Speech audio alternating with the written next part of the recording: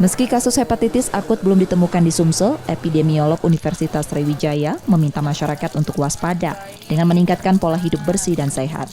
Pemerintah daerah juga diminta meningkatkan fasilitas pelayanan kesehatan masyarakat agar tanggap pada gejala hepatitis sehingga dapat ditangani lebih cepat. Hepatitis akut yang rentan menyerang anak-anak memiliki beberapa gejala awal yang timbul seperti mual muntah, diare dan demam, dilanjutkan dengan warna mata dan kulit menguning. Epidemiolog juga meminta hepatitis tak dianggap sepele dan mengimbau orang tua lebih memperhatikan anak-anaknya, bersamaan dengan pembelajaran tatap muka yang sudah digelar.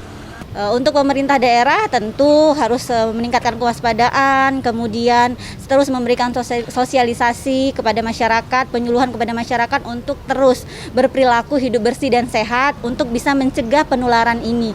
Begitu. Kemudian juga karena ini yang rentan adalah usia anak-anak, mengingat mereka juga sudah mulai melakukan pembelajaran tatap muka, tentunya perlu koordinasi dengan sekolah, begitu ya, fasilitas kesehatan terdekat, puskesmas harus berkoordinasi kepada pihak sekolah untuk terus memupuk kesadaran anak-anak kita untuk tetap berperilaku hidup bersih dan sehat, terus menjadikan protokol kesehatan menjadi kebiasaan sehari-hari juga.